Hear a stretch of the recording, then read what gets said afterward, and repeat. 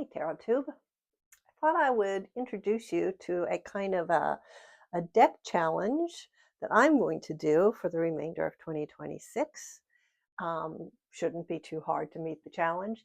And if anybody wants to join me, I'm going to tag a few people, see if you'd like to join me.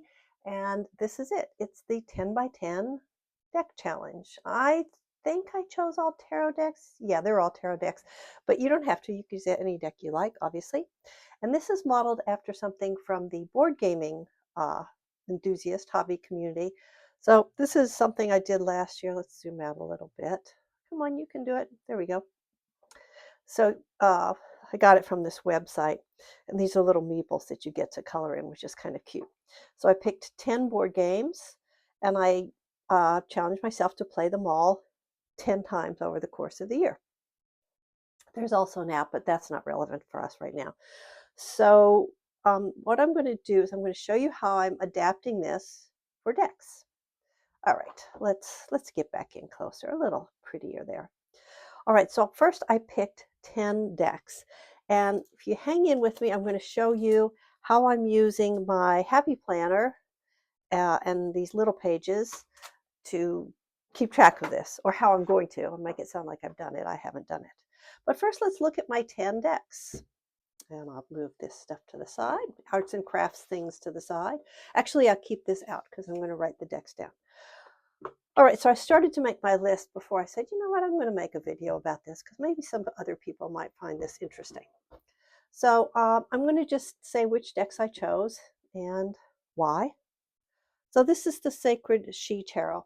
Actually, last year I did a big cull. I really edited out my collection a lot. And how I ended up with the decks that I have is kind of in there. But yeah, so everything I'm going to show you meets my new criteria. So I love the Sacred She Tarot, and I really want to get to know it better. So that's part of why you would pick a deck here, is because you want to do some depth with the deck. Yep, here we go.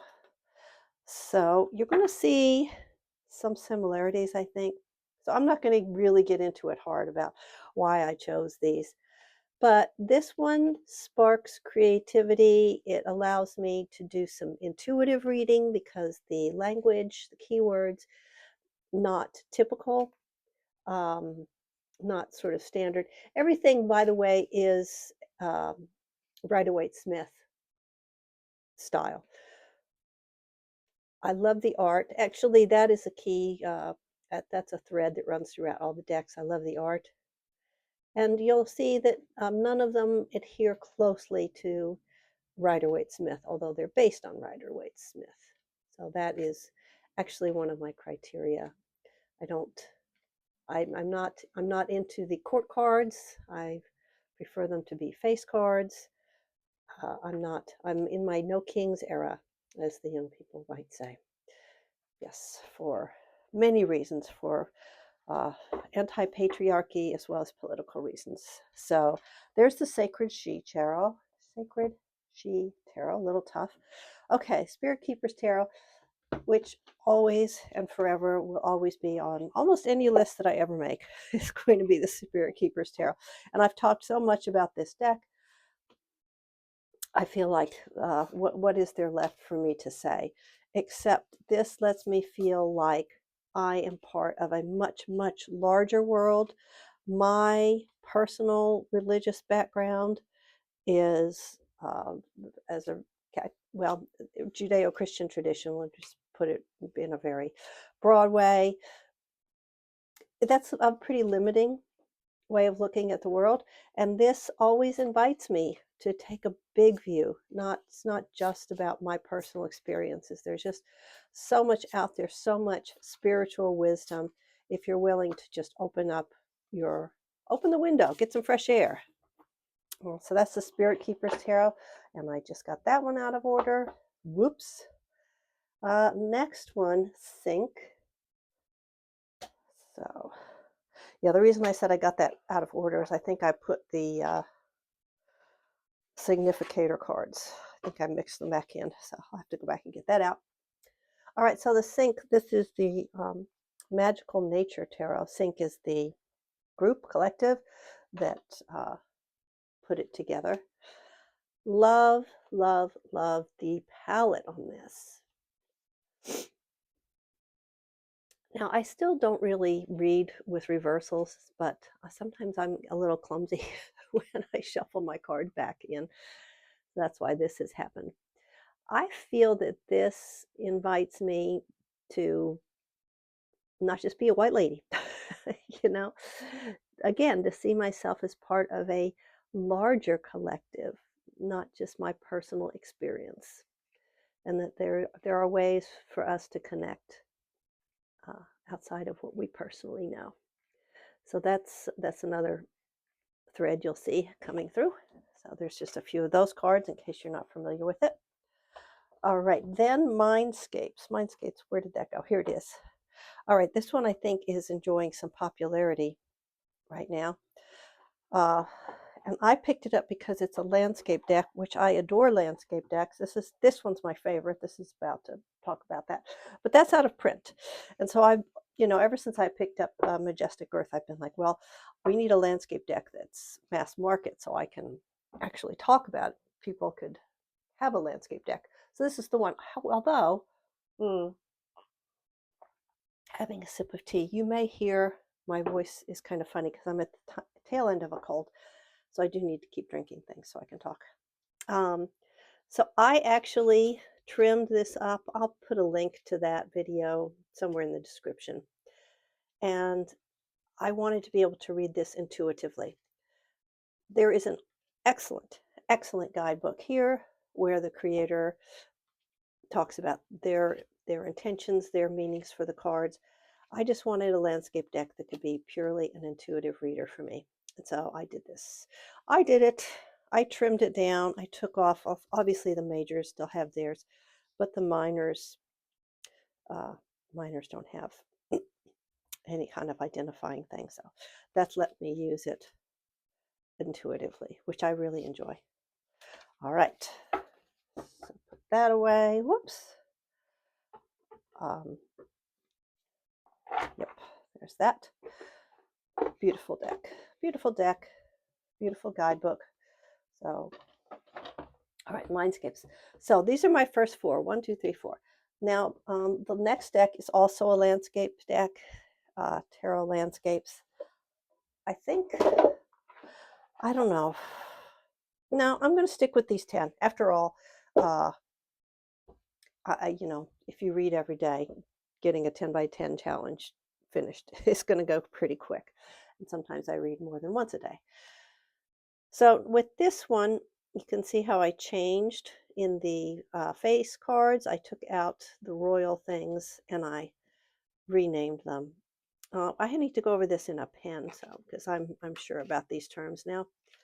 I also really love the landscapes in this deck. I think it's just beautiful and a very different palette from the other one. So I guess I'm going to become a landscape tarot semi-expert by the time I finish my 10 by 10 challenge. So, like I said, much more vibrant, not as muted as the last one. All right, so the Mindscapes.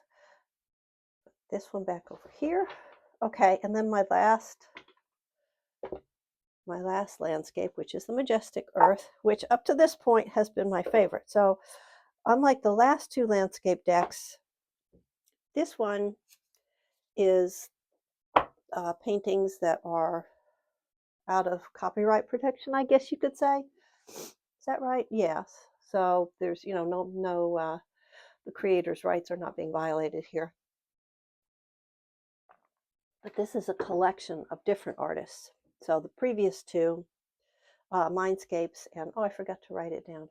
Tarot Landscapes, got to write it down. Tarot Landscapes. These are single artists, but this one, Majestic Earth, is various artists, and in the guidebook they list them all, so you can whoops, that's not the right place. They list all the different artwork so you can look it up and see who did everything.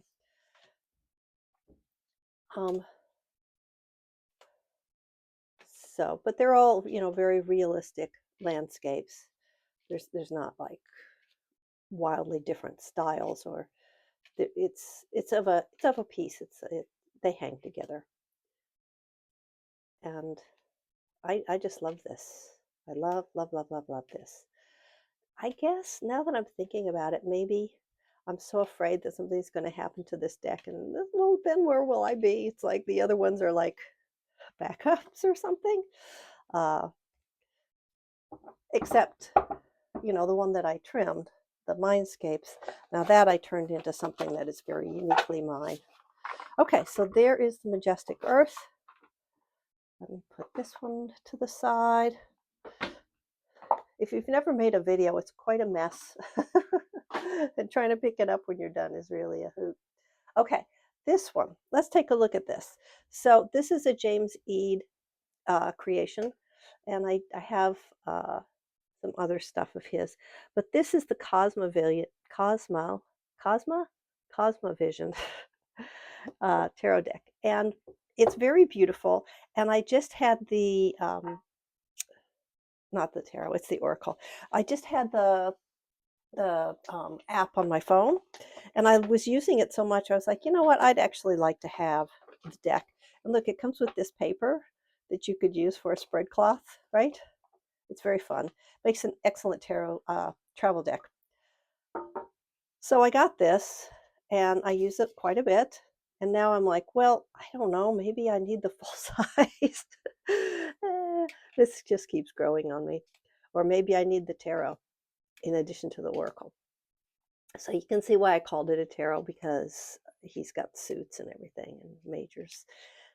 Isn't it beautiful? So yeah, this is a different art style. And I really adore it. I think it's just gorgeous. Just gorgeous. So far, everything is like eye candy, right? My 10 by 10s. So let's put her on here, Cosma Visions. Cosma Visions. And let's count it down. I think I have more than 10 sitting here on my desk. So got to keep track of the ones that I'm yes doing. All right, the next one, and I'm choosing it because I love the artist so much. The next one is the Tarot of the Divine. Let's get this one on here. So this is 8. I'm just going to kind of make it short here. Tarot of Divine. This is Yoshitani. And I've had this one for a couple of years, and I use it, and then I don't use it, and then I use it, and I don't use it. I'm like, you know what? Let's just dig in. Let's just use it. So it does come with a guidebook. Let's see, walk over. And you can also get this supplemental book. So these are all folk tales, myths, and divine stories from around the world, called Beneath the Moon. So this is a much larger text, obviously, and it gives you more detail about the actual story. So with the book this size, they can only hint on the story and then get into what she's saying about why she chose that, how you can interpret it. Isn't it beautiful? Just gorgeous. I'm just such a big fan of her work. I'll show you another deck. It's turning into a little bit of a tour, right? So here's another deck of hers, the Fable Maker's deck of many things, because I play role-playing games, and apparently she does too. So she actually made this. Look how gorgeous this is. Not on my list. I just couldn't resist showing it. Look at these backs.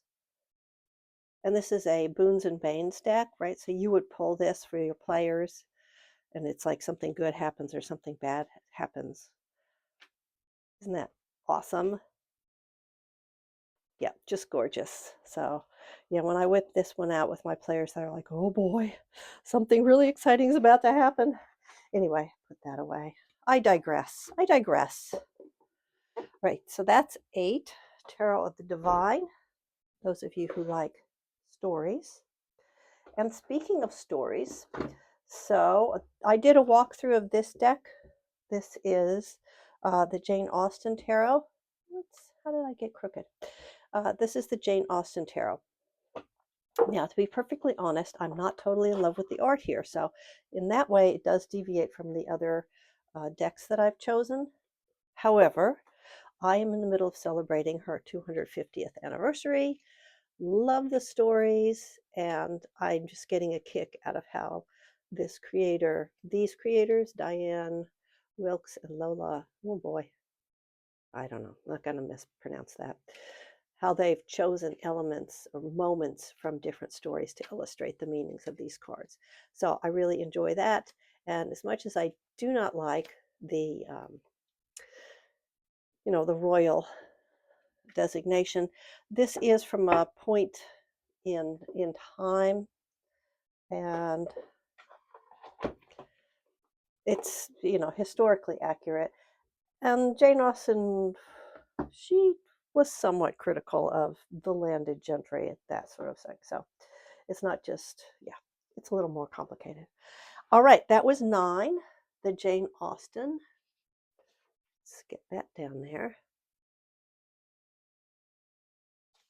And finally, boom, Witch's Wisdom. Phyllis Corot's deck, Daniel Barlow's art. And again, I absolutely adore this art. And this one I choose because it is kind of, it's a little bit revolutionary, right? It's not taking that RWS order and meaning completely seriously. It's or as gospel. Oh, I like that. It's not taking it as gospel. It's taking it from a more woman-centered view of the world, which I really appreciate. And I like this art very, very much. Yep. So this is number 10. And the Easter Bunny was really kind to me. Let's put this here, Witch's Wisdom. Easter Bunny was very kind to me. I'm filming this on Easter Sunday. Easter Bunny brought me this. And honestly, this probably would have been in my top 10 just because it's brand new. Or not, it's not my top 10. My 10 by 10 challenge might have made it, but it's brand new, so it's not in here. All right, now that's that. So what am I going to do next? So now I have to take a piece of paper like this, because what I'm going to do, let's see if I can do this without revealing too much of my personal life. Right, so this is just a monthly thing. So what I'm going to do is I'm going to make this nice and neat, and then I can just pop it in like this. This is why I love Happy Planners. I can just pop it in here, and then I can just take it out and move it to the next 2-page spread when I turn the page, right? So this keeps it front and center for me. I can really keep track of it. So what I'm going to do is I will take these, I will write them out nice and neat. I'll use my nice colored pencils. I will take some washi tape and decorate the page a little bit because I don't need it to say notes, notes, notes, notes, notes across the top. I'll put something else on the top. These are a little bit wide, but I do have some little guys, some very thin ones. I thought I brought them up here. Nope, don't have them. I left them downstairs. So I'll decorate that. I may put some little stickers on, and then I'll put something in so that I can keep track. So let's see, how many lines do I have? 1, 2, 3, 4. Linda, they're already there. Count them. 1, 2, 3, 4, 5, 6, 7, 8, 9, 10. Okay, perfect. So what I could do, let's say I do the SKT as my first one, Spirit Keeper's Tarot.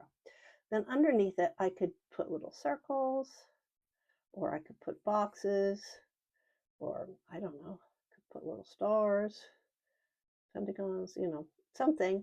And then as I use it, as I read it, I can keep track by filling them in. And I can use colors, make it fun. Let's make it fun, right? We could fill it in like this or something and make it be a really pretty little page.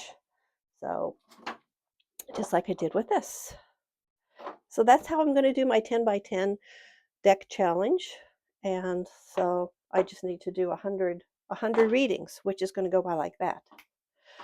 I may do a follow-up video, possibly. I might. I'm not sure. And right after I finish making this video, I'm immediately going to make a April Fool's tarot video. I first saw it on Antoinette's channel, and is it Intuitive Whispers, I think, started it. So I'm going to do all the Fool cards from these 10 docs. These 10 decks that I just looked at. I'm going to look at all the Fool's card from those decks. So, yep, and I'll just link these two so you can find it. And yeah, that's it. So I hope you found that interesting. If you decide to do a 10 by 10 deck challenge, I hope that you will drop it in the comments below so I can take a look at yours. I think it's really fun. It's a very big popular thing in the world of board gamers. So maybe it'll catch on here. Who knows? Have fun. Enjoy your decks. Bye.